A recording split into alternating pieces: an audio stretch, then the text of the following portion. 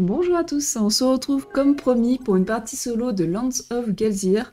Donc c'est un jeu narratif, un jeu d'aventure où on va incarner un personnage, un animal, qui va avoir tout plein d'aventures, améliorer ses compétences, avoir des objets, faire des rencontres, faire des quêtes bien entendu, sur ce plateau. Alors j'ai commencé un peu la mise en place, que j'ai pu mettre en place donc ça change grand-chose. Donc on commence au mois de mars. Donc on joue sur le plateau été, sur le côté été du plateau. Et comme je joue en solo, j'ai cette carte Harmonie qui définit un nombre de jours avant la fin de la partie. Donc c'est des parties normalement d'1 heure et demie, on va dire, de ce que j'ai entendu. Donc on va pouvoir découvrir tout ça. En personnage, j'ai choisi Boumir, dont on va découvrir un peu plus son background, et qui va commencer avec 2 cartes. Donc pour le moment, on n'est pas censé. Et donc on regardera ça plus tard. Donc le plateau est sur sa face été, donc j'ai déjà mis les cartes qui nous présentent certaines scènes qu'on peut aller rencontrer. Une ville, on a des cartes qui sont sur le panneau d'affichage, qui nous disent dans quelle ville on doit aller la récupérer, et une petite histoire. Normalement, je laisse de côté, mais pas dans les villes, donc on ne peut pas les récupérer. Du point de vue du matériel, je vous conseille de regarder la vidéo d'unboxing, comme ça vous pourrez découvrir en même temps le matériel. Je fais juste une petite aparté sur la boîte, parce qu'à la fin du unboxing, je me suis dit mais comment je vais faire pour éviter que les cartes tombent. En fait, il suffit d'utiliser la mousse à ce niveau-là, en fait, parce que là j'ai quelques cartes, pour caler les cartes et pour pas qu'elles tombent, et là on peut mettre du coup du matériel. J'ai préparé alors, les dés que je peux utiliser avec mon personnage. Comme je joue en solo, je trouve ça plus pratique. Et du coup, j'ai mis un peu à l'écart les autres dés qui sont là-haut. On a un dé 12 qui va nous permettre, notamment pour la mise en place, ça impacte certaines choses. Et je suppose que pour l'aventure aussi. Ça sont des cartes événements, du coup, qu'on va pouvoir découvrir. On va nous l'indiquer. Qu'est-ce qu'il me reste à mettre en place? Ah, c'est aussi, hop, j'ai téléchargé l'application Lands of Gelzir pour pouvoir lire la majorité des scènes, en fait, hein, les 180 cartes, et en fait, la grande majorité des scènes sont directement sur l'application. Donc la mise en place, elle est ici. D'ouvrir le livre d'aventure, donc ça, tout ça, j'ai fait normalement. Alors, juste un point, on me disait de prendre...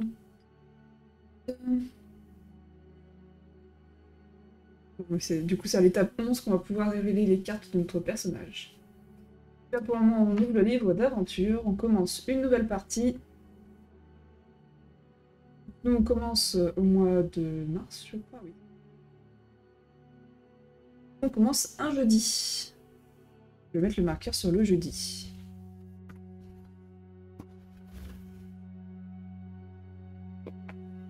Ensuite, qu'est-ce qu'on nous dit? Pour chaque effet programmé, dans n'importe quel ordre, placez un jeton temps. Donc moi, le seul que j'ai pour le moment, c'est Harmonie. Donc je mets, pas la carte, mais la carte est ici. Je mets un jeton sur Harmonie.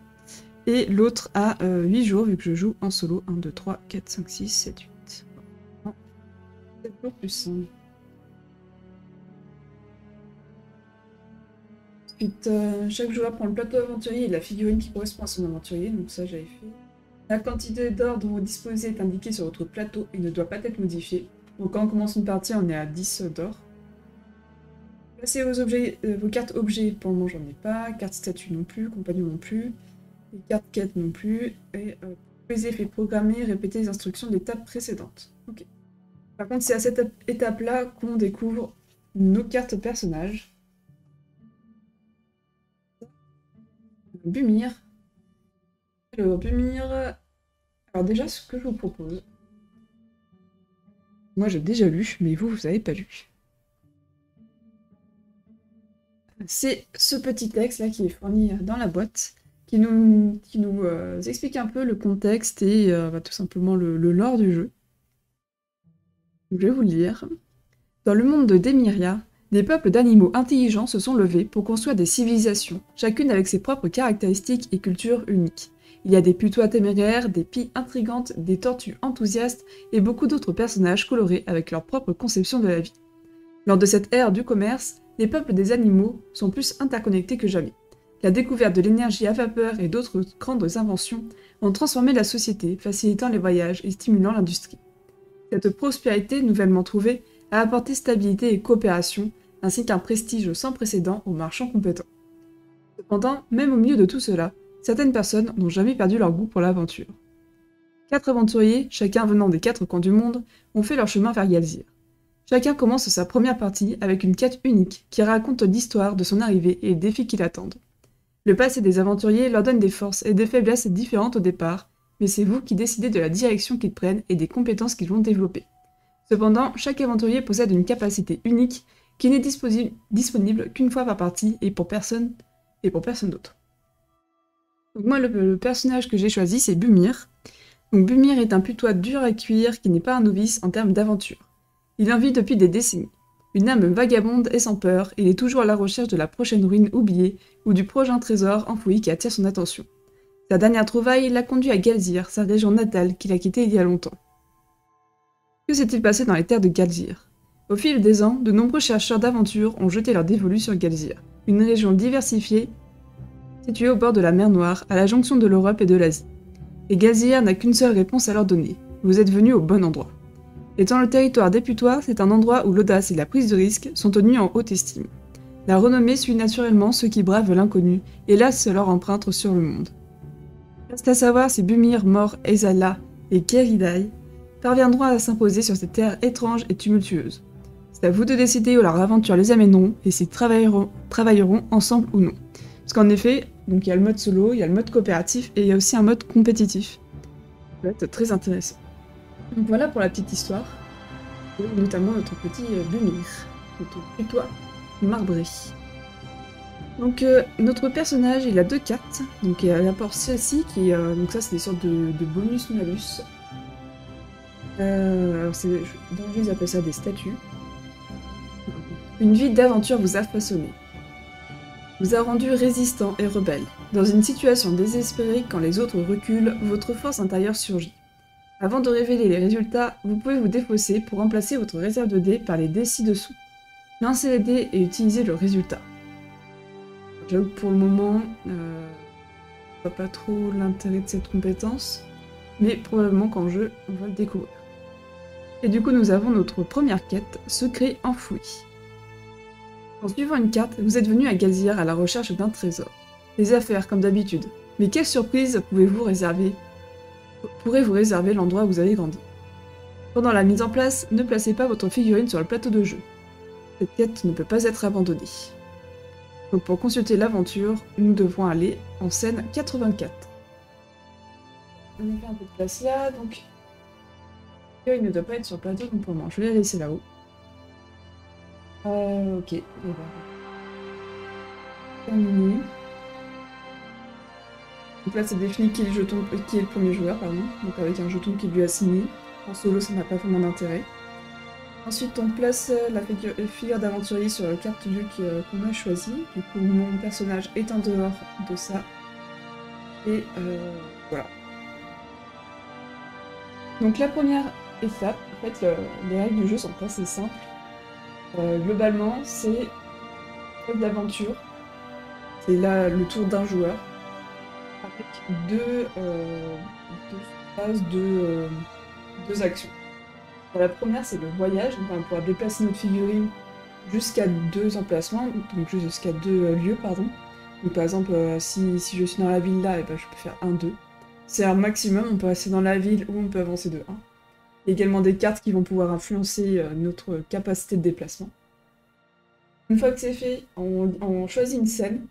Alors là, c'est le truc encore qui est un peu vague pour moi, parce qu'en fait, on peut choisir une scène n'importe où. Donc si on est en ville, on peut choisir une scène ici, on peut faire une scène de notre quête, etc. Donc j'ai l'impression qu'il y a énormément de choix possibles. Dans un sens, c'est une bonne nouvelle, et au début, on se demande un peu où aller. Donc là, déjà, je vois qu'on est un peu pris par la main au début, en choisissant forcément la scène, donc on va pouvoir découvrir ça. Et du coup, voilà, donc après, on va lire une histoire, et on va pouvoir faire des jets de compétences, notamment spécifiques à notre personnage, donc ça va évoluer en fonction de notre histoire et de nos choix. On a 6 compétences. Donc on a la perception, le vol, la force, la survie, les connaissances et le charisme. Donc on peut voir que Bumir, c'est plutôt un bourrin sournois, on pourra dire comme ça, qui est surtout expert dans la survie et qui est un peu dans le vol et la force. Donc comment après on définit nos jets de compétences? En fait, ça va être avec des dés. Donc on commence en fait avec les 5 dés noirs, et en fonction du test qu'on peut faire, et ben ça va dépendre des capacités de notre personnage. Donc par exemple, je peux remplacer 2 dés noirs par 2 dés jaunes, ou alors c'est le maximum, hein, on peut remplacer maximum 2 dés noirs. Donc je peux remplacer mes 2 dés noirs par un dé jaune et un dé violet, etc. Donc c'est lié à ça, et on peut au maximum modifier 2 de nos dés. C'est assez clair, et sinon ça va être en jouant qu'on va découvrir un peu plus tout ça. Donc ça j'ai mis de côté.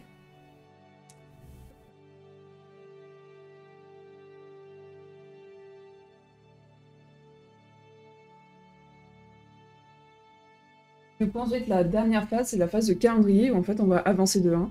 Et quand on arrive au 8e jour, et ben on va lire la dernière scène qui est liée à notre partie. Tout dit. Après, il y a des sauvegardes de jeu, réinitialisation, donc ça j'ai un peu lu, mais pas plus que ça, donc on verra à la fin. Et bah du coup, on est ici, et notre première scène, donc là je peux pas me déplacer, hein, vu que je suis en dehors de la carte. Notre première scène, c'est l'aventure commencée en 84. Donc ici, on peut choisir 84, et on va y découvrir tout ça. Je sais pas si vous allez pouvoir lire, mais dans tous les cas, moi je vais vous lire. Après un long périple, votre objectif se profile enfin à l'horizon. Les murs en ruine d'une ville ravagée par la guerre. D'après ce que vous avez entendu, elle était autrefois peuplée de putois marbrés comme vous, mais maintenant les bâtiments se sont effondrés et ont enterré ses souvenirs sous des décennies de poussière. Il ne reste que de banals dangers mortels. Mais peut-être que quelque chose d'autre s'y trouve également, comme une aventure digne de ce nom si l'on en croit votre carte. Vous souriez et accélérez le pas. Il y a quelque chose à trouver dans les tunnels du dessous. Vous le trouverez. Ce que vous vous êtes promis. Donc on déplace la figurine sur Teshun, parce que ça se dit comme ça. Alors normalement, ce qui est en bleu, quand on est à plusieurs joueurs, c'est quelque chose que le narrateur ne dit pas, il le fait directement. En solo, il y a quelques règles qu'on ne va pas pouvoir faire. Donc on entre dans la ville de la rue. En approchant de Teshun, vous admirez le paysage. C'est la première fois que vous retournez à Galzir depuis des années. En fait, vous avez volontairement évité l'endroit après l'avoir quitté à un jeune âge. Vous avez juré de poursuivre les plus grandes aventures sans relâche, en vivant une vie sans regret, et c'est ce que vous avez fait. Cependant, il y a quelque temps, vous êtes tombé sur un joueur Oslo qui a insisté sur le fait qu'un trésor a été caché sous Teshun. Malgré votre scepticisme, vous êtes mis en route immédiatement. Sinon, vous pourriez rater quelque chose d'important. Et vous ne pouvez pas supporter l'idée d'une telle chose. Votre regard se promène à nouveau sur les murs qui s'effritent, mais qui semblent encore étouffants. Quels que soient les défis que cet endroit vous réserve, vous persévérez, car vous êtes venu préparé. Alors, il faut que je prenne une carte 100 dans la bibliothèque, donc ça c'est les cartes qu'on a à côté, et une carte 200 au hasard. Donc on va... Voilà, une carte 100.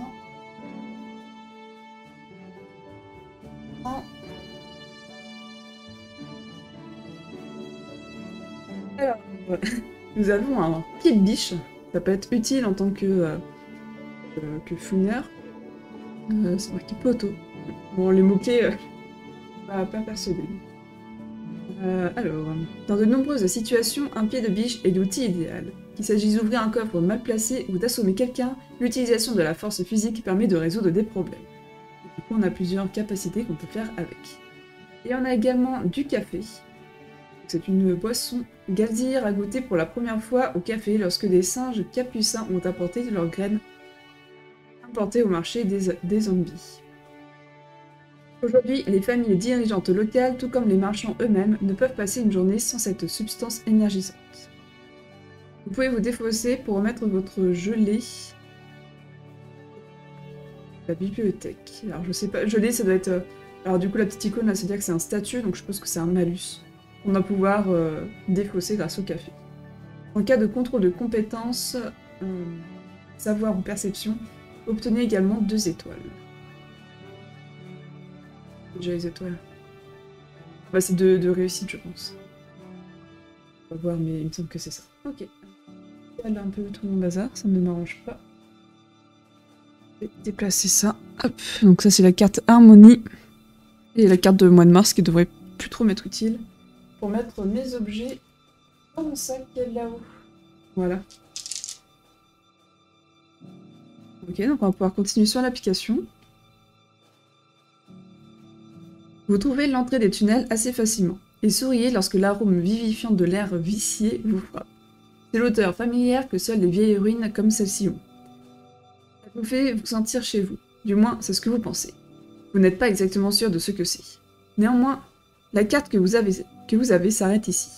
Bien qu'appeler ça une carte soit un peu généreux. Elle est mal dessinée, barbouillée et peu fiable, comme vous l'aimez. Vous devrez compter sur votre intelligence à partir de maintenant. C'est mal barré parce qu'on n'a pas beaucoup d'intelligence, nous. Cependant, quelqu'un a dessiné un gribouillis sur le côté, représentant une sorte de symbole gravé sur un mur. Il pourrait s'agir d'un visage d'Oslo, mais vous ne pouvez pas en être sûr. Vous devriez peut-être essayer ça. Alors, après que l'aventurier a choisi une option, sélectionnez-la avant qu'il ne résolve le contrôle de compétences. Ok. Donc là, j'ai 2 choix. Je peux soit explorer les ruines, qui est une difficulté moyenne en survie, soit rechercher d'autres marques, qui est facile en niveau de perception. Étant donné que j'ai 2 de survie en compétences, je vais plutôt essayer d'explorer les ruines. Alors, la meilleure réserve de dés disponible de l'aventurier. Alors, tiens, je crois que je dis une bêtise au début, puisque je vois qu'il y a 3 dés modifiés. Peut-être que j'ai pas très bien compris une des règles. Je vais relire ça. Devrait être la meilleure réserve de dés disponible en raison de ses marques de compétences actuelles. De plus, certains de ces cartes pourraient influencer le contrôle des compétences. Ok. Donc je vais juste vérifier les règles par rapport à ça, parce qu'en effet, si je peux jeter ces 3 dés là et le dé noir, ça m'arrange. En fait, les dés, du coup, les dés jaunes sont vraiment spécifiques et vont aider la compétence concernée. Et les couleurs qui sont à côté vont tout de même avoir plus de faces de la couleur adjacente. Donc là, par exemple, les jaunes vont nous donner plus de chance sur le vert et l'orange, et en l'occurrence celui des oranges, là, qui va m'intéresser, va me donner un peu plus de chance sur le jaune qu'un des noirs. Donc je vais vérifier que je peux faire ça. Je vais ne pas mettre le casque. Je vous reprends tout de suite.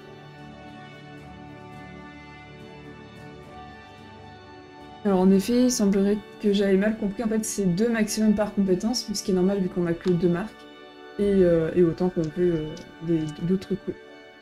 Donc je vais lancer mes dés, et l'objectif c'est d'avoir le maximum de survie, donc la petite tente. C'est pas trop mal. On peut relancer une fois les dés si on veut.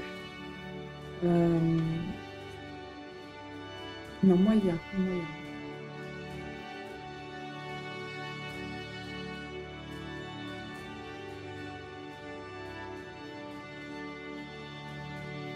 On va relancer les dés. Alors par contre, on est obligé de relancer tous les dés. Hein. C'était un peu...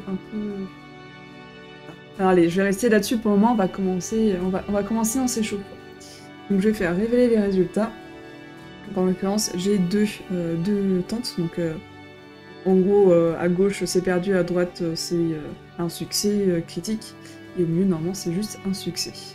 Donc j'ai deux survie et je vais cliquer dessus. Avec une aisance routinière, vous traversez les tunnels, évitant les pièges évidents, tout en cartographiant les environs. Après un moment, vous réalisez qu'il y a quelqu'un d'autre ici-bas, et que ce quelqu'un d'autre est proche. Vous pouvez le sentir. En tournant à un coin, vous vous retrouvez dans une sorte d'espace de vie, généreusement parlant. Étonnant le tournant de phrase. Il y a des piles de chiffons et de choses immondes, à moitié mangées, éparpillées un peu partout. Le peuple du soleil est là, appelle une voix caverneuse du fond. Une silhouette émerge bientôt, un rat vêtu de robe en lambeaux et souillé. Venez par ici, air brillant. Poursuit-il en se faisant un signe de tête. Ils a trouvé Is. Is, emmenez-vous à boîte en pierre. puis le pop du soleil s'en va. Ok. Intrigué, vous suivez le rat jusqu'à une autre pièce, et jusqu'à un lourd coffre en pierre. Il est verrouillé par un vieux mécanisme encore fonctionnel, et si la serrure fonctionne encore, il en va de même pour les pièges à l'intérieur. Les gens adorent les poser. Lorsque vous retournez de votre investigation, le rat est déjà parti, mais peu importe, il est temps d'ouvrir ce coffre. Alors, est-ce qu'on essaye de déverrouiller le coffre en moyen, ou de forcer l'ouverture du coffre en moyen aussi? Je vais essayer de forcer l'ouverture du coffre, donc si j'ai bien compris, je peux avoir 2 jaunes, un orange, l'orange qui m'intéresse le plus, un violet et du coup juste un noir. Et je devrais avoir plus de chance. Donc je pars sur, je dis, la force. Donc forcer l'ouverture du coffre. Je vois. J'ai que 2, on va quand même le tenter. Révéler les résultats. 2 et 3 ça passe. Alors je suis en train de me demander, est-ce que c'est tout un pareil? Donc moyen, on sait que si on fait au-dessus de 2 ça passe. Enfin ça je sais pas si ça passe. Mais c'est le deuxième choix en tout cas. Ok, donc j'ai... Alors, ils disent bien qu'il faut laisser normalement. Ça peut avoir une incidence après, je crois. Donc j'ai fait ce résultat-là.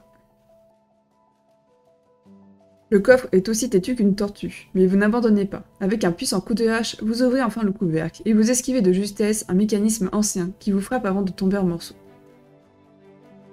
Alors si on esquive, il n'est pas censé nous frapper. Poussant les restes sur le côté, vous jetez un coup d'œil à l'intérieur et voyez que le contenu est principalement composé de déchets en décomposition, sauf pour une chose. Il s'agit d'un étrange pendentif en pierre étrangement familier. Il y a un pic de montagne représenté sur sa face, avec un soleil levant derrière. Plus vous l'inspectez, plus vous êtes certain de l'avoir déjà vu. Il y a de nombreuses années à Rianstum. Ça a l'air d'être la capitale sur la carte, en tout cas c'est la zone la plus... avec le plus de cartes. Mais pourquoi est-il ici? Vous sentez que vous devez le découvrir, malgré le grand danger qui vous attend. Donc on gagne 2 points de prestige, alors vous voyez pas, je vais essayer de... Hop, baisser le plateau. Nous avons notre petit jeton là-haut, et du coup, 2 de prestige. Remettez secret enfoui. Donc c'était ma quête. De l'aventurier à la bibliothèque, et on prend la carte 218. Ok, donc on a la carte 218. Avant de la lire, on va continuer. Ah bah c'est fin de scène, donc je pense que ça se termine. Ok. Secret enfoui. Partie 2. Le pendentif n'est pas ce que vous vous attendiez à trouver dans les ruines de Teshum, mais il est étrangement familier. Il y a un endroit à Riechtum où vous pourriez trouver des réponses. Cependant, obtenir cette information comporte un risque important. Cette quête ne peut pas être abandonnée. Et on peut aller chercher des réponses à Riechtum. Donc là, ça veut dire qu'on peut jouer avec un partenaire, donc un autre joueur qui va pouvoir nous aider en fait sur cette quête. Ok. Et bah du coup, ça va être notre prochaine destination, étant donné... Ah bah si, on est à Teshum, donc attendez. Du coup, on peut soit trouver un peu ici, donc déjà on peut se déplacer. Parce que là, de toute façon, il faut que je sois à Riechtum pour avoir d'autres quêtes. Ce que je vous propose, c'est qu'on va se... Ah bah non. Pour avoir en fait différentes quêtes. On n'a rien qui soit bien...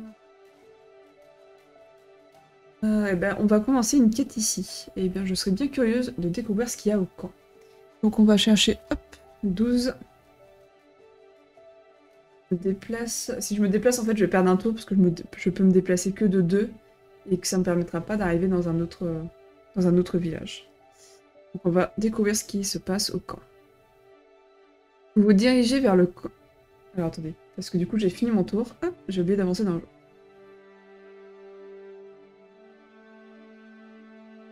Vous vous dirigez vers le camp de mercenaires situé sur le côté sud de la ville en ruine, où les murs sont encore presque intacts.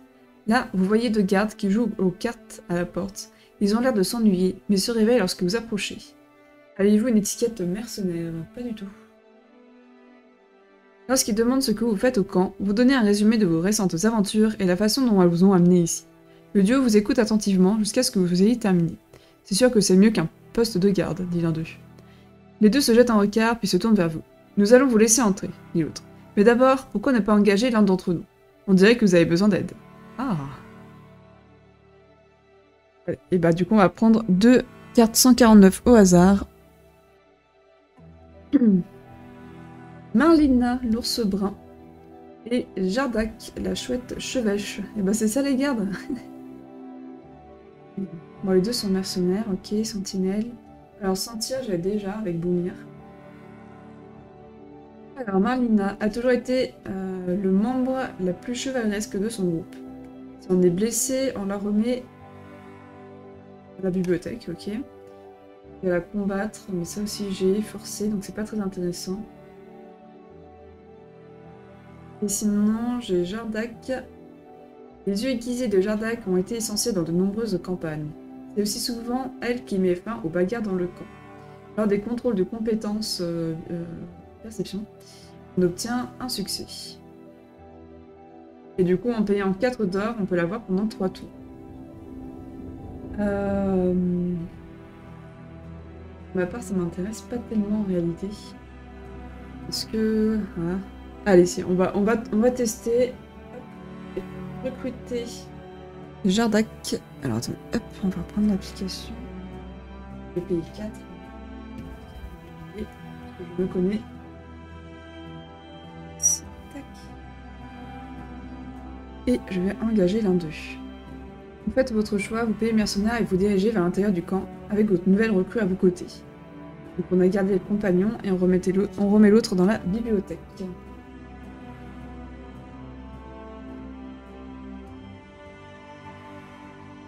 On continue. Enfin, à l'intérieur, vous imaginez... Alors, j'ai oublié de mettre... Je vais préciser combien de tours il me reste avec... Alors, on va prendre 2 pareils. Ça, c'est pas toujours évident. J'aurais préféré qu'il y en ait un peu moins, je crois. C'est parce que quand on joue à 4, on a besoin de beaucoup.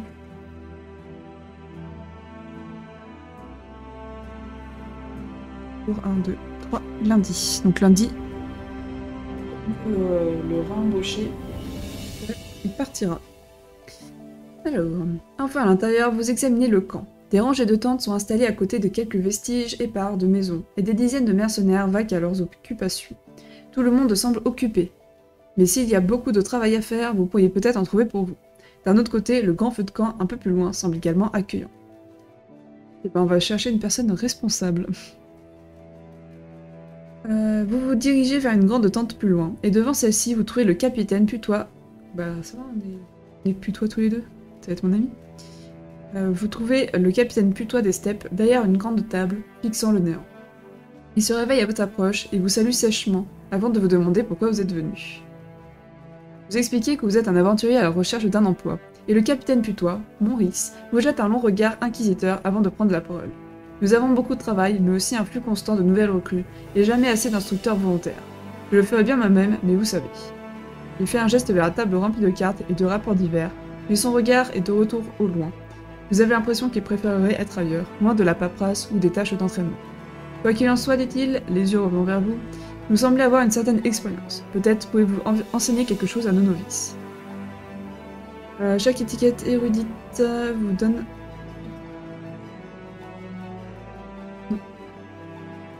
Alors, on peut essayer de combattre et former les recrues ou escalader les murs avec les recrues. Et ben, la survie est plus intéressante. On va escalader les murs. Je vais faire voir les résultats. Alors, je vais prendre 2 jaunes, ça c'est sûr, 1 orange et 2 noirs. Tac.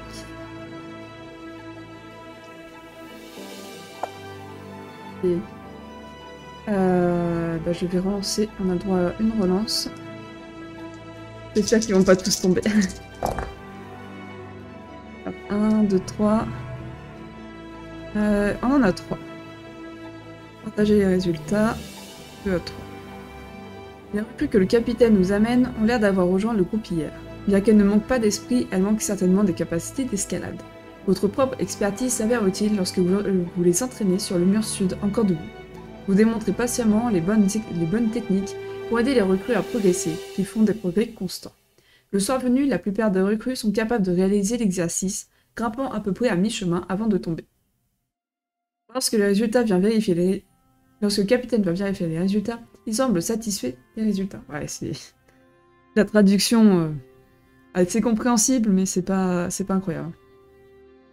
Il vous remet votre paye et une lettre contenant les détails d'un autre emploi qui pourrait vous intéresser. On gagne 4 d'or. Ok, bah c'est cool parce que du coup ça nous a remboursé notre gars. Tac. Donnez 49 au hasard à l'aventurier. Si indisponible. Ok, donc 49. Alors, nous allons avoir un vol invisible. Comme je le craignais, les disciples de Tam ont infiltré le conseil municipal. Le conseil municipal de Yezden et prévoit de s'approprier les mines d'or. J'ai besoin de preuves pour étayer mes soupçons, si nous voulons que Yezden en reste propriétaire. D'après ce que je sais, les adeptes se réunissent régulièrement quelque part dans les mines.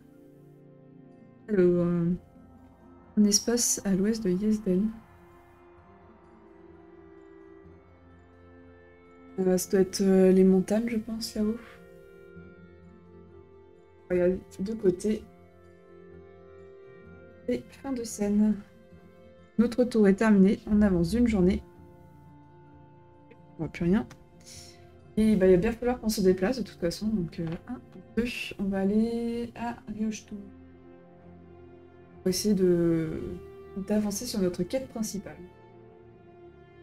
Donc, bah, j'ai rien... Il n'y a rien que je puisse faire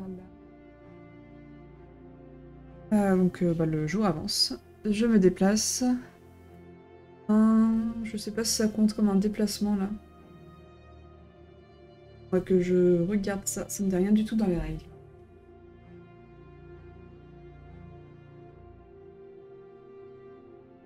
Je vais rester là. On a le centre des congrès et le casino au besoin. Ok. Sauf que moi, je vais continuer à chercher des réponses. 88. On va essayer de découvrir ce qu'est ce pendentif. Dans l'ouest de Riochtoum, vous vous trouvez devant une porte des plus ordinaires. Elle est en bois et unie, comme tout le quartier, et vous vous sentez hésiter. Vous regardez à nouveau le pendentif, tout à fait certain qu'un objet identique se trouve à l'intérieur. Mais vous devez le confirmer, car sinon vous pourriez le regretter. Vous réalisez maintenant que c'est la seule chose que vous redoutez plus que ce qui vous attend à l'intérieur. En effet, au-delà de la porte, vit votre famille. Votre famille ennuyeuse, coincée dans ses habitudes, continuant à avancer de la même manière, au même endroit. Ils vivaient ici quand vous êtes né, quand vous êtes parti, et encore maintenant, immuable, incontesté. Vous frémissez à cette idée. Une simple visite est toujours une affaire stressante. Et puis peut-être que cette rencontre peut encore être évitée. On peut essayer de se faufiler à l'intérieur, ou on va essayer de saluer la famille. Allez, on va essayer le charisme, même si on n'en a pas. Qu'est-ce que je peux prendre comme dé du coup on va voir... Eh ben on va voir que du noir, parce que le reste, ça va pas nous intéresser. Allez. Hop. Et ben on va relancer. Et c'est pas mieux.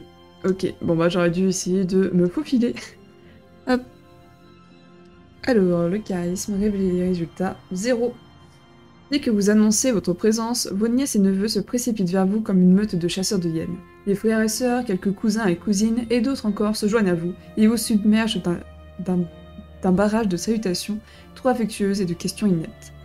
Lorsque vous parvenez enfin à placer un mot, vous demandez à voir le vieil héritage familial, un pendentif en pierre que vous avez toujours considéré comme un bibelot sans valeur.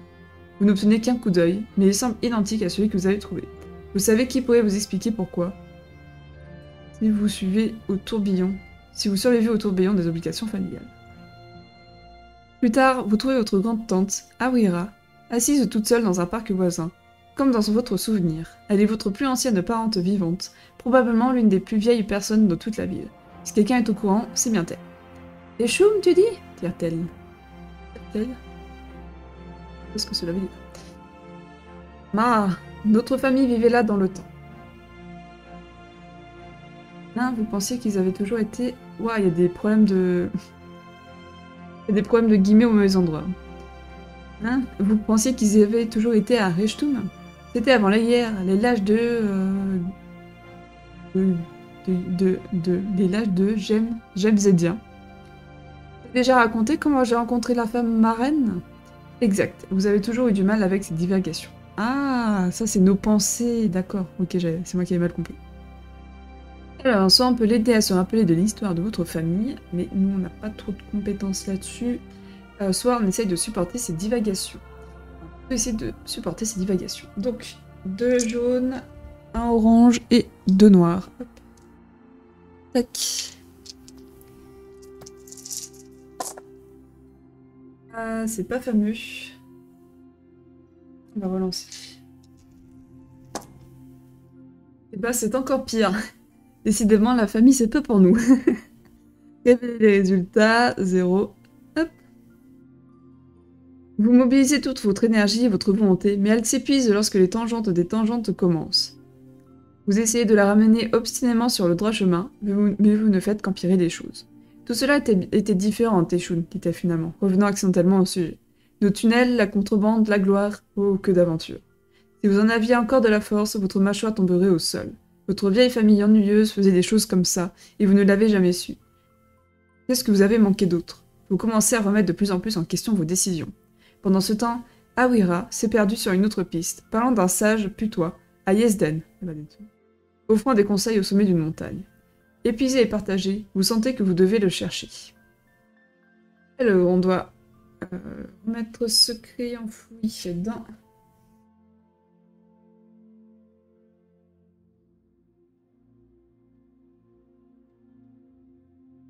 On récupère 55. Épuisé. Ah, bon bah. Seulement avec les GD pas terribles. On récupère 219.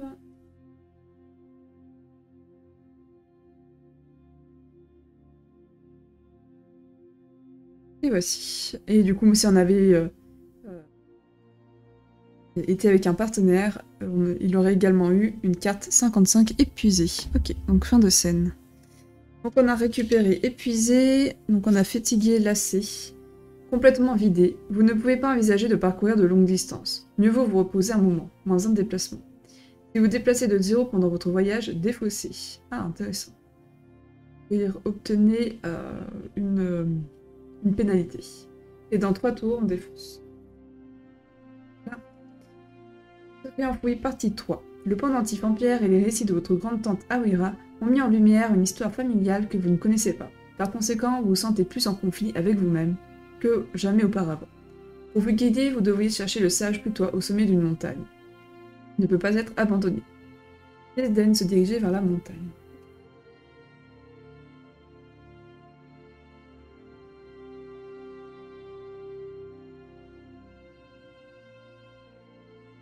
Remarquez la fatigue à 3 jours. 1, 2. Ah, j'ai pas pensé à utiliser mon hibou là, la chouette. Ça servait à rien? Ça servait à rien. Bon, moi, ça servait à rien non plus. Ok. Bon, bah, de toute façon, là, je change de tour, donc je perds... 49. J'ai mis un en trop, là. Alors déjà, il faut que je regarde si ça, c'est considéré, mais je crois pas hein, que ce soit considéré comme un déplacement, mais je vais vérifier cette règle. Donc oui, il considère que la ville, c'est un seul espace, un seul lieu, où il n'y a pas de déplacement dessus. Donc ce que je peux faire, c'est pour pouvoir me déplacer de ça et ensuite aller plus vite, c'est faire une quête à Riostum. Riostum. Et le casino, ça me tente bien le casino. On va peut-être pouvoir voler un peu d'argent vu qu'on est un petit peu filou. Allez, j'ai avancé, du coup on peut faire le casino. Et du coup je défausse cette carte là épuisée, étant donné que je n'ai pas bougé.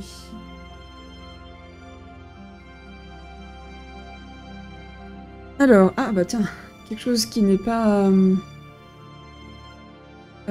traduit. Alors, le qui, ça va être... Non. Alors, quand vous entrez dans très connu Golden Casino. Ça, je ne sais pas ce que c'est. Ça va être compliqué. On est venu, donc on va payer. D'ailleurs, l'introduction, c'était pas vraiment ça. C'est en gros, faut payer une modeste somme d'argent pour pouvoir rentrer dans le casino. Et pouvoir y jouer. Alors, donc on paye 3.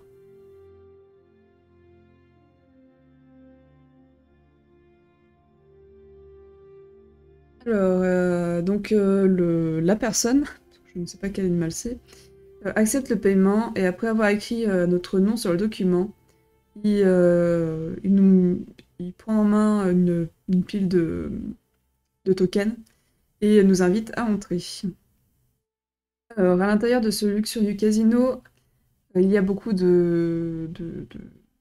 d'animaux en train de jouer. Les gagnants célèbres et les autres, bah, après, à mon nom. Il y a un petit orchestre au pied de... Pas au pied... pas le mot en français. Dirigé par une grenouille saxophoniste qui est en train de jouer une musique relaxante. Un renard qui est membre du casino vient vers nous, il nous salue et il nous propose de jouer. Ok. Il nous demande lesquels des deux on veut, à quelle table on veut s'asseoir et il nous précise que les deux sont tout aussi excitants et avec des grandes chances de gagner. Alors Fancy, je ne sais pas ce que c'est. La fantasy. Nation.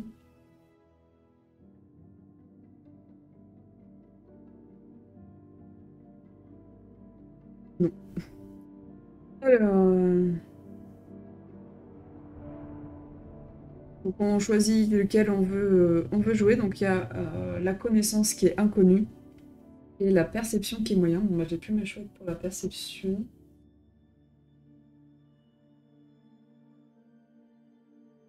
Sachant que pour les deux,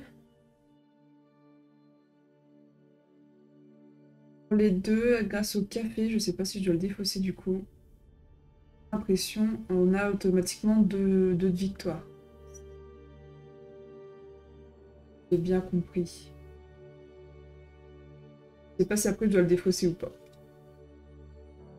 Pas très clair. Ben on va essayer. On va essayer celui-ci. J'ai la flemme de traduire. Mince, j'ai pas regardé les résultats. Et un peu vite. Alors j'ai déjà deux de C. Le vert, donc le vert je peux remplacer par deux jaunes adjacents. Donc j'ai deux jaunes et 3 noirs. J'ai beaucoup de survie, ce qui ne m'intéresse pas du tout. Je vais relancer. Et j'ai encore des choses que je ne veux pas. Bon, bah, c'était pas ce que je voulais. Donc j'ai 2. Ah bah ça me demande juste si on voulait jouer facile, bah zut. Bah facile, hein.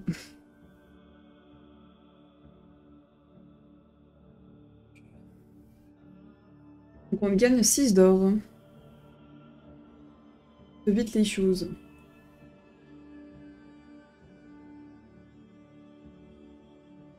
On va pouvoir piquer des choses, mais même pas. La librairie à la carte 280.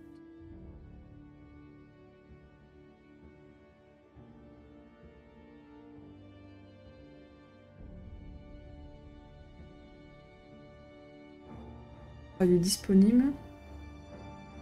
Alors, la plupart des joueurs quittent la table et les compagnons de l'Oslo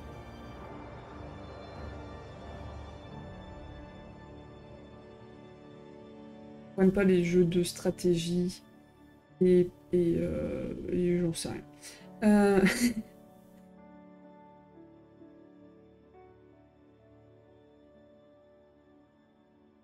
En gros, ils se plaignent. Ok. Donc, jeu intéressant, mon ami, durant la partie.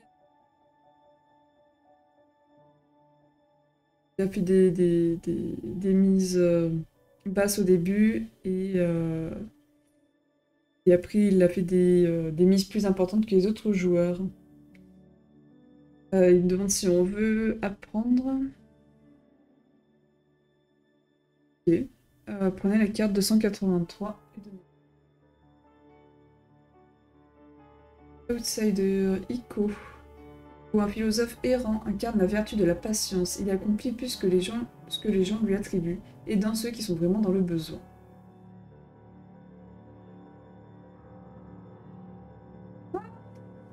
Et vous avez 0 à la fin du...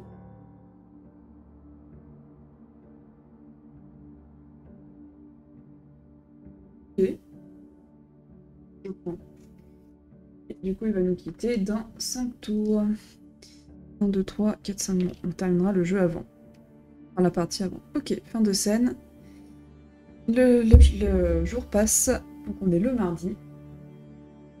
C'est au milieu, mais on peut enlever. Et du coup, on va se dépêcher de monter là-haut. 1, 2. L'espace à l'ouest. L'ouest, c'est bien là-bas.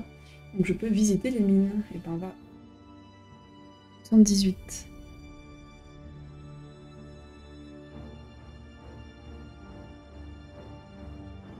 Les renseignements d'Arlunette suggèrent que les fidèles de Tamish se réunissent aux mines d'or.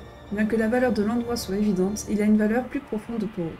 Vous vous dirigez donc vers les mines pour voir si vous pouvez vous glisser dans une de ces réunions secrètes afin d'obtenir des preuves de leur plan pour obtenir le contrôle légal des mines. En rampant jusqu'à l'entrée de la mine, eh bien que savez-vous? 2 pilles vertes, disciples de Tam, se tiennent comme des sentinelles à l'entrée du tunnel. Des cruches pendent à leur ceinture. Arlunette a mentionné quelque chose sur la façon dont ils utilisent le poison pour enduire leurs armes. S'ils ont leurs adeptes ici et tiennent des réunions secrètes dans cet endroit, il semble qu'ils le contrôlent déjà en pratique. Mais comment rentrer? Avez-vous une étiquette poudre à canon? Moi, je pense pas. Ça n'a pas l'air. Donc non.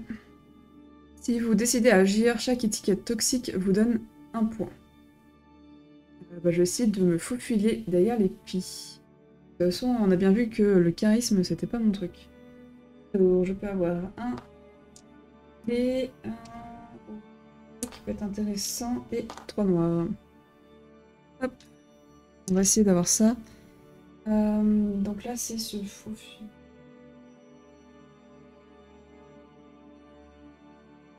C'est quoi? C'est la petite main.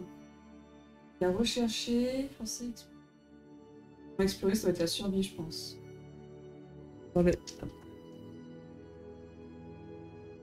Et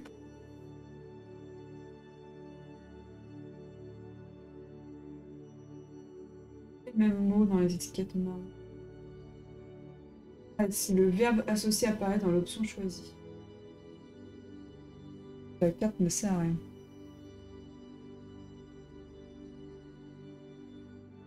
Alors, faut que j'en m'aider. Donc il nous faut des petites mains. Main, on en a une. Pas suffisant, je pense. On va essayer de relancer. C'est pire. On en a 0. Bon. Révéler les résultats. 0. 0. Allez. En traversant la zone rocheuse, vous faites ce que vous pouvez pour ne pas être détecté par les sentinelles. Les gardiens doivent être d'un calibre plus élevé que celui auquel vous vous attendiez pour des dévots, car les pieds quittent la façade de la mine et vous font face. Une d'entre elles a une sarbacane et vous tire dessus avec. Votre monde est sombre, puis la couleur réapparaît dans votre vision. Vous n'êtes pas là où vous étiez la dernière fois. Mais où est cet endroit? Vous êtes dans un champ. Cela ressemble aux terres du Nord, entre Richtum et Yezden. Vous êtes choqué de voir la rapidité avec laquelle les Tamish agissent contre quiconque pourrait interférer avec leurs plans. Ils auraient pu mettre fin à votre vie, mais au lieu de cela, ils vous ont épargné. Votre esprit est engourdi, s'attardant sur la façon dont vous auriez pu simplement être étouffé. Alors, donc au nord-ouest, ok, donc on revient en arrière au niveau de la prairie. On vole invisible dans de l'aventurier. Le coffre. Ça veut dire que du coup... Ah bah non, c'est que j'ai perdu ma quête. Oh non, on va voir la quête. Donc on le met dans le coffre. La boîte. Normalement, on récupère jamais. On prend une 4,54, donc ça va être encore une pénalité. Pas les pénalités. Choqué, étourdi, lassé. Votre esprit est tenté par vos dernières expériences terribles, ce qui vous empêche de vous concentrer pleinement sur les tâches à accomplir. Vous ne pouvez que regretter de ne pas avoir agi différemment. Ah bah ça. Lors des contrôles de compétences, vous ne pouvez pas utiliser vos marques de compétences correspondant au contrôle. Ah. Et c'est terminé en 3 tours, donc on aura fini le jeu à ce moment-là. Je peux pas mettre le coup que j'ai là. On est au-dessus. Voilà. Ok, donc c'est tout. Et on avance un jour. Aïe aïe aïe. Ben on va vite aller faire notre dernière quête, la quête principale. Donc on va aller à Yezden.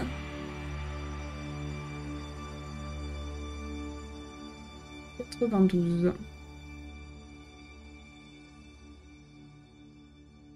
Donc on peut bien perdre des quêtes. Hein, parce que j'étais en train de me demander un peu, on lance les dés, mais j'ai pas l'impression qu'il y avait une grande incidence. La falaise élancée devant vous est un exemple imposant de paysage de Galzir, ce que vous avez laissé derrière vous. Vous vous demandez maintenant si vous n'auriez jamais dû partir du tout. Vous consacrez votre vie à l'aventure, mais vous ne pouvez toujours pas tout voir et tout faire. Et si chaque secret trouvé était un autre manqué? Ayant besoin d'une nouvelle perspective, vous faites un pas en avant, vers la montagne et le sage plutôt au sommet. Stop! Une vieille marmotte Bobac se précipite, plutôt lentement, pour vous barrer la route, ajustant son pantalon sur une section médiane ronde avant de poursuivre. J'ai vu ton regard, jeune ambitieux. Ce pic sacré n'appartient qu'aux marmottes, comme le célèbre Yun. Il se désigne du doigt, puis brandit un bâton dans votre direction. Célèbre? Vous avez peut-être manqué beaucoup de choses intéressantes sur cet endroit, mais il n'en fait pas partie. Et ben on va essayer de combattre la marmotte. Alors, ah bah non, je peux pas utiliser choqué. Et puis après, je peux utiliser les jaunes. Jaune et violet, je peux. Tac, ce serait quand même plus intéressant. Donc on va essayer de faire combattre. Et le verbe combattre est lié en fait. Convertir une épée en deux succès. Comment ça marche? En fait, il y a le mot-clé combattre ici, et du coup, je peux utiliser ma carte pied de biche. Ça permet de convertir une épée en deux étoiles. Okay. Je commence à comprendre comment ça fonctionne. Ok, alors tac. Donc, à cause de choquer, je peux pas utiliser de dés orange, qui sont le dé de prédilection de la compétence. Et du coup, il me faut quoi? Il me faut des petites épées. Donc j'ai 2 épées, en sachant que je peux convertir une épée en 2 étoiles. Donc c'est ce que je vais faire. Donc en gros, j'ai 3 de succès. Révéler les résultats. 3 de succès. Vous engagez le combat avec la marmotte qui se tient entre vos objectifs et vous, échangeant coup pour coup. Elle est robuste et se bat bien, mais vous finissez par l'épuiser. Elle tombe sur le sol, haletant lourdement. « Non, arrêtez !» crie-t-elle d'en bas, alors que vous le dépassez, l'exaspération étant évidente dans sa voix. « Youn est le plus, je veux dire le plus sain. Hé, revenez ici !» Vous avancez. En ayant enfin fini avec la marmotte, vous vous retournez vers la falaise et la montée qui vous attend. Ce ne sera pas une ascension facile, loin de là, peut-être même la plus difficile que vous ayez faite jusqu'à présent. Cependant, quelque chose dans les paroles et le comportement de la marmotte vous fait vous demander s'il n'y a pas un autre chemin vers le sommet.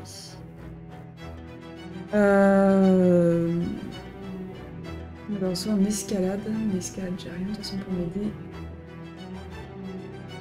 Soit on observe la montagne pour trouver un autre passage, mais en perception, j'aurais que le violet, mais je pense que c'est un peu plus sage. Je peux pas utiliser le jaune, ouais, je pense que c'est... Ok. Je vais essayer de dés. Donc, il faut des yeux, j'ai 2 yeux. Révéler les résultats, 2 yeux. Ah, si j'en avais eu un de plus, c'était différent. Comme quoi, c'est pas toujours les mêmes valeurs. Ok. Vous faites le tour de la montagne à la recherche d'autres passages. Cela semble d'abord infructueux, jusqu'à ce que finalement, de l'autre côté de la montagne, dissimulé par l'ombre et la roche irrégulière, vous repériez quelque chose. C'est un chemin non naturel, probablement fait par des marmottes, qui serpentent le long de la falaise. L'ascension avec des prises de pied stables est beaucoup plus facile, mais la montée est encore longue. Et lorsque les marches s'achèvent enfin, vous atteignez le sommet, et êtes accueilli par des vents hurlants, seuls. Par une âme ne peut être vue parmi les pierres désolées. Vous ne voyez pas de sages putois dans les parages. Il n'y a que vous, laissés avec vos pensées sur votre vie, vos aventures. Alors vous réfléchissez. Vous sortez le pendentif que vous portiez sur vous.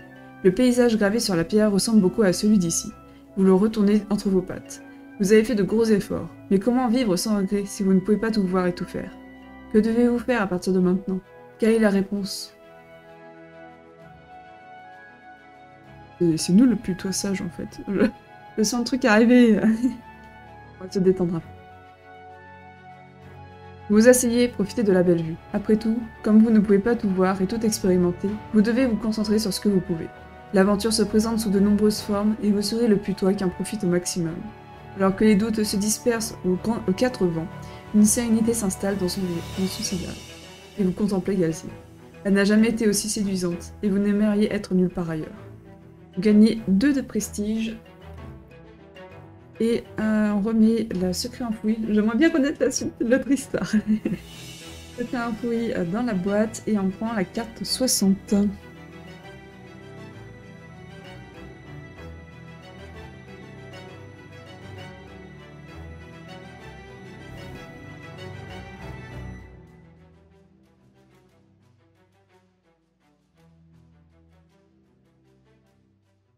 Paix intérieure, serein opportuniste, difficile à atteindre, encore plus difficile à maintenir. La tranquillité intérieure est le but de nombreux adeptes de la méditation.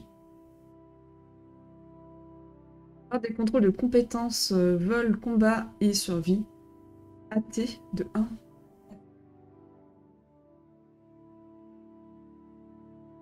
Il n'y a pas le mot AT. Ah, ça doit être accéléré. Ah, c'est un peu moche, pour le coup.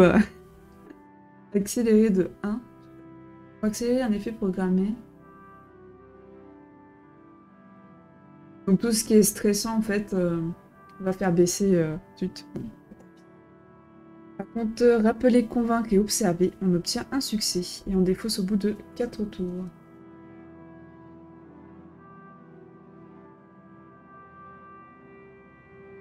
Un cœur, mais de toute façon, c'est bientôt fini, donc je vais pas m'embêter le chien. On avance. Et c'est tout du coup, j'ai juste ça. Ouais, bon, on a gagné du prestige, c'est important le prestige. Pas du tout. Alors, on a Yesden.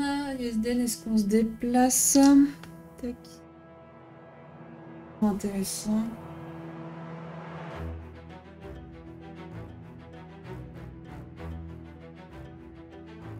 On va faire un truc ici. Alors, voyons voir.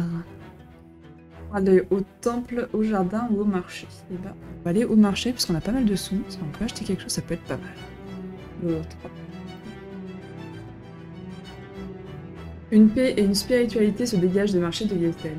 Au contraire des marchés chaotiques du reste d'Emiria. Les habitants se conduisent avec une grâce lente et déterminée que les étrangers s'approprient. Un magasin vendant des armes et du matériel de camping offre un cadeau mystère gratuit pour tout achat. Avez-vous une étiquette montée? Non, je ne pense.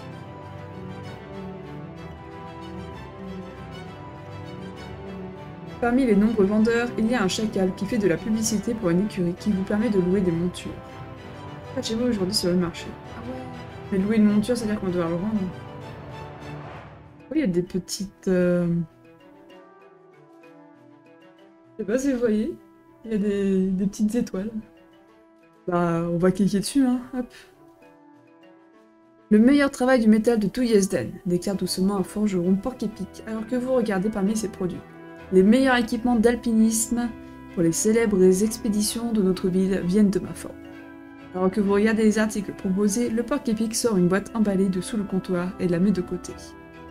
Prenez 101 et 300 au hasard dans la bibliothèque.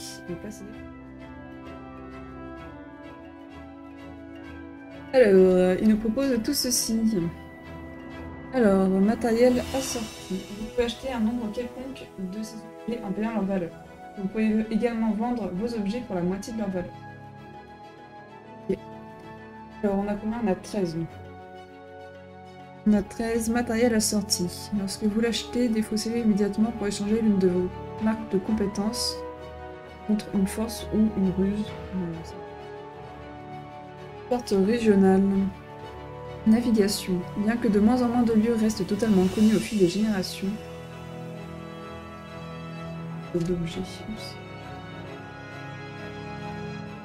Bien que de moins en moins de lieux restent totalement inconnus au fil des générations, le monde est encore plein de merveilles pour ceux qui recherchent des sensations fortes.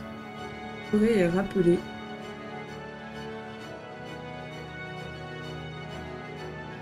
Intéressant. Corde solide, escalader ou forcer.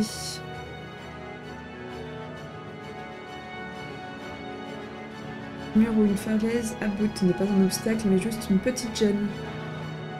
Même les peuples à plumes sont connus pour porter du matériel d'escalade afin de faciliter l'ascension avec un équipement au bout. Silex, je pense que c'est celui-ci le plus intéressant. Avec suffisamment de temps pour viser et tirer, les mousquets sont l'une des armes les plus meurtrières qu'un individu puisse posséder. Et il y a plusieurs étiquettes, donc c'est ah bah la poudre à canon, ça nous aurait été utile tout à l'heure. Bon, je dis utile, je ne sais pas. Peut-être pas. Mais en tout cas, il y avait cette étiquette tout à l'heure. Donc combattre, obtenez directement un point de victoire. Et convertissez 2 perceptions en 2 points de victoire. On a également déverrouillé et intimidé, qui nous permet d'obtenir un point un point de réussite. Et ben je vais acheter celui-ci. Je sais pas. Ça me coûte 7, donc je suis...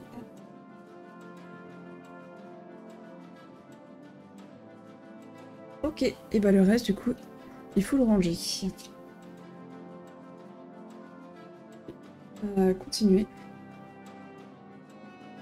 L'aventurier a-t-il acheté quelque chose? Oui. Comme annoncé, le commerçant... C'est vrai qu'on avait un cadeau. Comme annoncé, le commerçant vous donne un colis de derrière le comptoir. Aucune idée de ce qu'il y a à l'intérieur, mais cela fait partie du jeu. Ne le souhaitez pas trop cependant, des fois qu'il y aurait quelque chose de fragile dedans. Vous remerciez le commerçant et repartez avec votre achat et votre objet gratuit. Peut-être du vent, un truc. Alors... 247.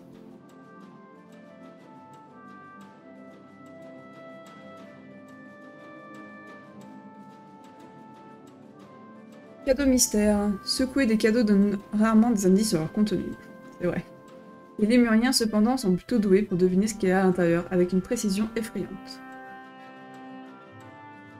Vous pouvez défausser pour lancer le D12.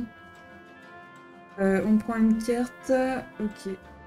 Sinon, ça permet de convaincre. Mais étant joueuse, je préfère savoir ce qu'il y a dedans. Hop. Et on va lancer. Oups. C'est le dé. 12. Du coup, on est à 31.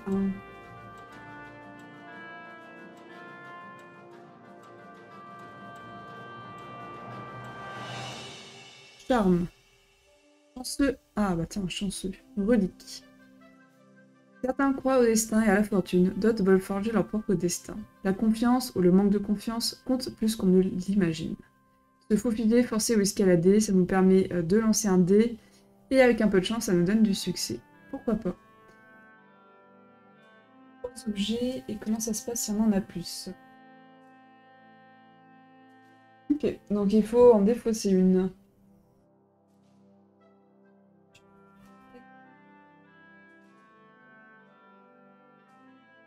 De scène. Et du coup, nous sommes arrivés sur le dernier jour. Alors, est-ce qu'on joue? On va faire la scène.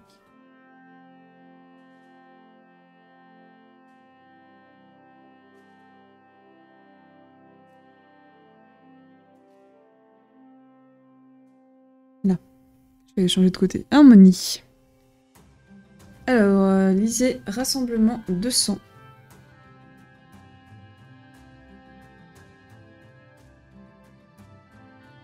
Ah non, ça c'est nul. Je vais pas l'avoir traduit. Alors, ok, après beaucoup d'excitation, de challenge, d'aventure, il est temps de se remémorer, de se reposer un moment et de réfléchir sur nos voyages. Avez-vous une étiquette? Assez étourdi, plein de choses. Ok. Pour que vous puissiez lire.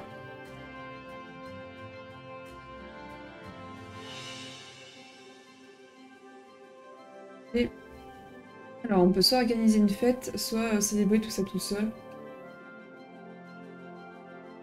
On va célébrer une fête. Allez, on va payer 5, on a 6. Hop, soyons.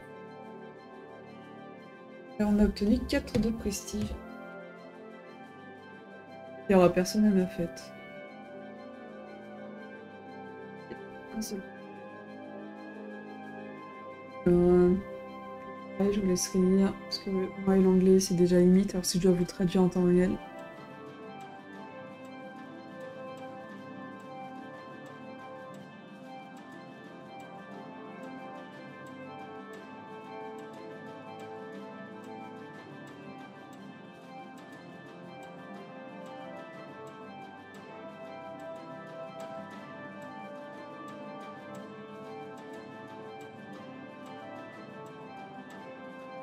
Vous pouvez changer une de nos marques de compétences pour n'importe quelle autre marque de compétences. Bon, en gros, ça nous a rien fait gagner.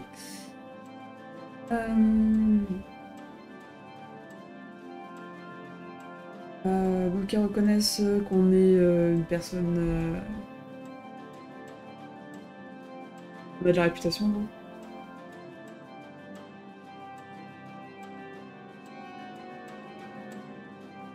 Ils reconnaissent qu'on n'est pas le plus célèbre, mais ils reconnaissent quand même qu'il y a du potentiel. On est sur le chemin pour devenir plus connu. Et ben voilà, du coup, alors sauvegarder la partie. Okay. Donc, du coup, la partie est terminée, donc on va faire la sauvegarde de la partie. Donc cette fois-ci, je vais le faire en vidéo pour que vous puissiez également voir ce que ça donne le rangement. Et pour les prochaines fois, je vous passerai cette étape.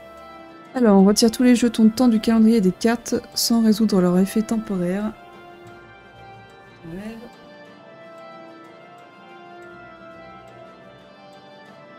On résout tous les effets de sauvegarde sur les plateaux d'aventure et les cartes en jeu. Donc, c'est des cartes... On a un petit symbole rangé dans la boîte. Ok. Qu'est-ce qu'il y a d'autre? Les plateaux d'aventurier, les cartes en jeu. Voulez-vous jouer une autre partie tout de suite? Non. Là, on va ranger. Placez les cartes que chaque aventurier possède dans son propre emplacement de sauvegarde. Alors, je sais pas du coup si je dois garder cela. J'ai enlevé mes jetons, donc je sais même plus... Celui-ci était terminé, je crois. Il vont rester un jour de celui-ci.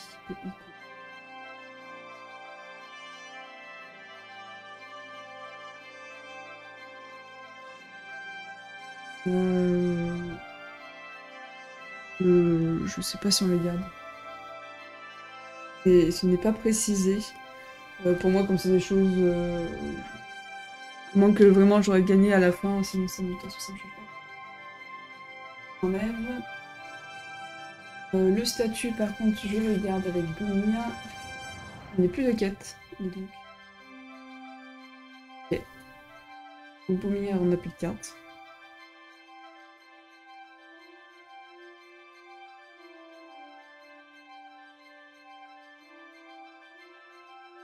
Ça, je vais les ranger après. Placez toutes les cartes restantes dans l'emplacement de sauvegarde global. Ok, tout celle-là. Ah bah tiens, il y avait... Ah si, les compagnons, il est resté... Ouais, statut aussi. Je sais pas trop. Je pars du principe que... Ils sont tous défaussés. Pour le moment, je vais les mettre avec. Pour savoir si c'était à garder ou pas. Là, remplacer la carte par 4, donc on va passer au mois suivant. Je vais quand même...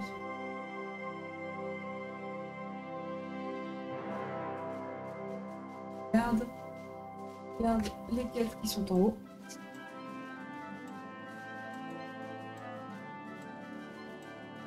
Les cartes en jeu. On n'a pas fait d'événement d'ailleurs. Pour une prochaine fois. Alors attendez. Il y a des numéros sur les cartes. Autant les ranger dans l'ordre.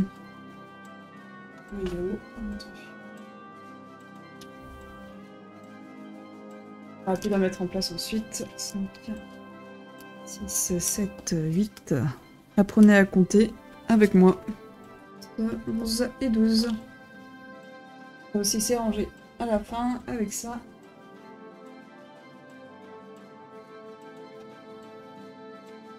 Voici. Quête, statut, lieu, paquet d'événements. Ok, donc tout ça c'est fait. J'ai tous les composants dans la boîte. En V1, pas ajuster les cadrans de l'ordre. J'en ai un seul. Et les marques compétences sur les plateaux d'aventurier. Ok. Carte terminée. Et voilà, du coup on a terminé notre première partie. Alors, du coup les prochaines parties on va repartir sur un peu la sauvegarde que nous avions, donc là nous en étions. On va pouvoir continuer notre aventure. Boumir va pouvoir réaliser de nouvelles quêtes, en découvrir plus peut-être sur son passé. Et bah voilà, explorer, se battre, voler, espionner. Donc plein de scénarios possibles qui attendent notre petit Boumir pour les prochaines vidéos. Comme on l'a vu là, les textes sont pas forcément le plus du littéraire, c'est pas très haut niveau, c'est un peu dommage. Et surtout les mots-clés.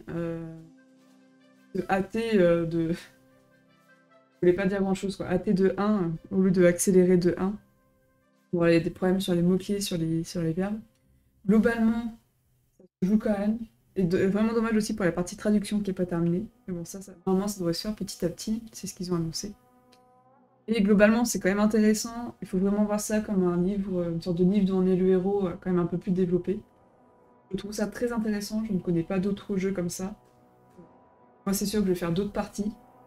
Je vais essayer de vous les filmer, mais j'ai pas beaucoup de place. Et je vais voir déjà ce que ça rend en vidéo.